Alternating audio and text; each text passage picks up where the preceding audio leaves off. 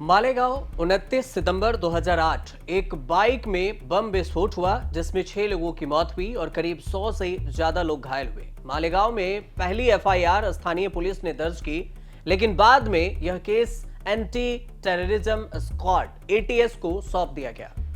ATS ने दावा यह किया कि अभिनव भारत नाम का संगठन 2003 में एक संगठित अपराध गिरोह की तरह काम कर रहा था। चार्जशीट में प्रज्ञा सिंह ठाकुर, कर्नल पुरोहित को आरोपी बनाया गया था। आरोप लगाया गया कि धमाके में इस्तेमाल हुए बाइक प्रज्ञा सिंह ठाकुर के नाम पर रजिस्टर्ड था। कर्नल पुरोहित को आरडीएक्स मुहैया कराने का आरोपी बनाया गया। इसके अलावा रमेश उपाध्याय, समीर कुलकर्णी, अजय, इसके अलावा सुधाकर चतुर्वेदी समेत कुल 16 लोगों को आरोपी बनाया गया था। करीब 17 साल से चल रही आतंकी घटना की जांच में बड़े बड़े मोड़ आए। साध्वी प्रज्ञा समेत 7 आरोपियों की गिरफ्तारी हुई। 2014 में सरकार बदलने पर आतंकी घटनाओं की जांच करने वाली सबसे बड़ी एजेंसी एनआईए पर जांच में ढिलाई करने का आरोप तक लगे। साध्वी प्रज्ञा को बरी कराने के लिए कमजोर जांच के आरोप लगे। 2016 में दायर चार्जशीट में सप्लीमेंट चार्जशीट दाखिल की गई, इसमें उसका नाम गायब था। अब एनआईए ने प्रज्ञा सिंह के खिलाफ कोई भी चार्जशीट नहीं दी। मकोका का धारा भी लगाया, लेकिन मुकदमे में बरी नहीं हुई। लेकिन अब अचानक से एनआईए ने बड़ा यू टर्न लेते हुए केस की सुनवाई कर रही मुंबई के स्पेशल एनआईए कोर्ट से साध्वी प्रज्ञा समेत 7 आरोपियों पर गैर कानूनी गतिविधि रोकथाम अधिनियम यूएपीए के तहत मौत की सजा यानी फांसी की मांग की। एनआईए ने कोर्ट में सौंपी 1389 पन्नों की चार्जशीट। आरोपी के लिए एनआईए ने मौत की सजा की मांग की और 1 साल पहले तक बीजेपी सांसद हुआ करती थी। भगवाधारी हैं, हिंदुत्व की विचारधारा पर चलती हैं साध्वी प्रज्ञा सिंह, उनका नाम था। लेकिन बड़ा ट्विस्ट तब आया जब 17 साल से चल रहे मालेगांव जो ब्लास्ट केस है उसमें जजमेंट की डेट आई। मालेगांव बम ब्लास्ट केस में मुंबई की एक स्पेशल कोर्ट ने 31 जुलाई को सभी आरोपियों को बरी कर दिया। मामले में 2 आरोपी गायब हैं, जिन पर कोर्ट ने कहा है कि उनके खिलाफ नए सिरे से चार्जशीट दाखिल करनी होगी। कोर्ट ने स्पेशल जज लाहोटी ने फैसला सुनाते हुए कहा कि मामले में कुछ आरोप अदालत ने खारिज किए गए हैं, जबकि कुछ को स्वीकार किया गया है। जो सबूत अदालत के सामने आए वह दोष सिद्ध करने के लिए काफी नहीं है। कर्नल पुरोहित द्वारा आरडीएक्स लाने का कोई सबूत नहीं। पुरोहित ने बम बनाया था, इसके कोई सबूत नहीं मिले। धमाके वाली जगह पर बाइक किसने पार्क की थी, इसका कोई सबूत नहीं मिला।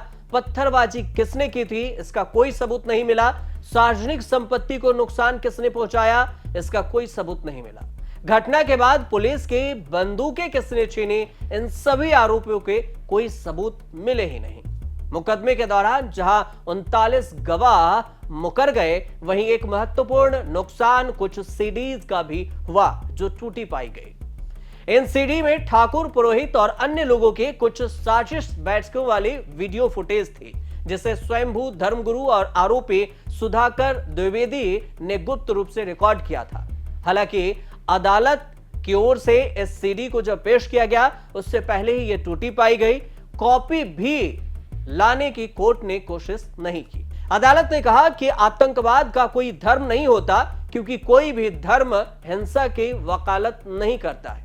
कोर्ट ने मृतकों के परिजनों को 2 लाख रुपए और घायलों को 50,000 रुपए मुआवजा देने का आदेश दिया है। फैसले के बाद साध्वी सिंह ठाकुर कोर्ट में भावुक हो गई और जज लाहौटी के सामने ही उनके आंखों से आंसू छलक पड़े। मालेगांव ब्लास्ट ने देश में एक नए विवाद को जन्म दिया। भगवा आतंकवाद कहा जाने लगा और ब्लास्ट की घटना के समय साध्वी प्रज्ञा बीजेपी में नहीं थी, लेकिन जीवन भर हिंदू और आरएसएस से जुड़े संगठनों में सक्रिय रही। मालेगांव की घटना ने उन्हें देश का विवादित चेहरा जरूर बना दिया। साध्वी प्रज्ञा का पूरा नाम प्रज्ञा सिंह ठाकुर है। मध्य प्रदेश के भिंड जिले के कछवाड़ा गांव में जन्मी प्रज्ञा सिंह की चर्चा 2008 के मालेगांव ब्लास्ट केस से शुरू हुई। नाम बदनाम होकर भी इतना नाम हुआ कि साध्वी बीजेपी के लाडली हिंदुत्व के राजनीति का चेहरा बन गई। ब्लास्ट जैसे केस में गंभीर आरोपों के बाद भी साध्वी को बीजेपी ने अपना लिया। 2017 में औपचारिक रूप से बीजेपी साध्वी ज्वाइन कर ली। 2019 में बीजेपी ने भोपाल से दिग्विजय सिंह जैसे कांग्रेस के दिग्गज के खिलाफ लोकसभा में चुनाव लड़वाकर सांसद बना दिया। दिग्विजय सिंह और साध्वी की लंबी तनातनी रही और दोनों के बीच में बहस रही। यूपीए सरकार में गृह मंत्री रहे पी चिदंबरम पर भी उन्होंने आरोप लगाया था। धर्म के बयानों के कारण दिग्विजय सिंह बीजेपी के निशाने पर भी आ गए, लेकिन बीजेपी में साध्वी के राजनीति खूब ऊपर नीचे हुई। 2019 के लोकसभा चुनाव खत्म होने के 2 दिन पहले उन्होंने महात्मा गांधी के हत्यारे नाथूराम गोडसे को सच्चा देशभक्त कह दिया। खूब हंगामा हुआ, खूब विवाद हुआ। बीजेपी को क्या कुछ नहीं सुनना पड़ा, पर प्रधानमंत्री मोदी ने कह दिया कि वो दिल से साध्वी को माफ नहीं करेंगे। साध्वी पर दिया पीएम मोदी का बयान वर्षों तक बीजेपी और मोदी के साथ चिपका रहा। अब मोदी के कहने के बाद भी साध्वी बीजेपी में एक्टिव रही, संसद में बैठती रही, बीजेपी के हिंदुत्व की विचारधारा बढ़ाती रही। 2024 के लोकसभा चुनाव में बड़ी हलचल हुई कि जब भोपाल से साध्वी प्रज्ञा का टिकट काट दिया गया, लेकिन टिकट कटने पर उन्होंने कहा कि सचमुच मोदी ने साध्वी को माफ नहीं किया, इसलिए टिकट काट दिया। जो बीजेपी में नहीं गए, उन्होंने कहा कि साध्वी बता दी थी कि हो सकता है कि पीएम मोदी मेरे बयान से उनको ठेस पहुंचा हो और इसीलिए वो हमें टिकट नहीं दिए और हमारे बयान अच्छे नहीं होंगे और इसलिए वो बदल नहीं सकते। और तब से साध्वी प्रज्ञा बीजेपी में किसी एक्टिव रोल में नहीं दिखी। सितंबर में मालेगांव ब्लास्ट हुआ।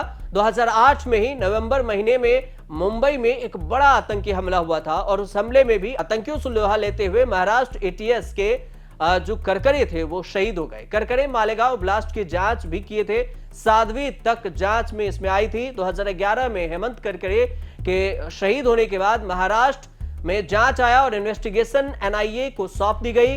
साध्वी ने हेमंत करकरे के खिलाफ टॉर्चर करने के आरोप लगाए। 2008 में हमले में हेमंत करकरे शहीद हुए थे और साध्वी ने एक और ब्लंडर किया।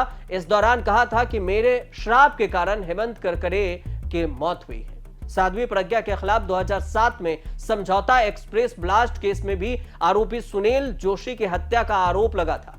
2011 में गिरफ्तारी हुई, लेकिन 2017 में मध्य प्रदेश के देवास कोर्ट ने उन्हें बरी कर दिया था। अब मालेगांव ब्लास्ट में भी साध्वी प्रज्ञा और कर्नल पुरोहित समेत 7 लोगों को बरी कर दिया गया है और इसी की चर्चा हो रही है। आपको ये रिपोर्ट अगर सही लगे तो हमारे चैनल से जुड़िए और देखते रहिए न्यूज़ तक।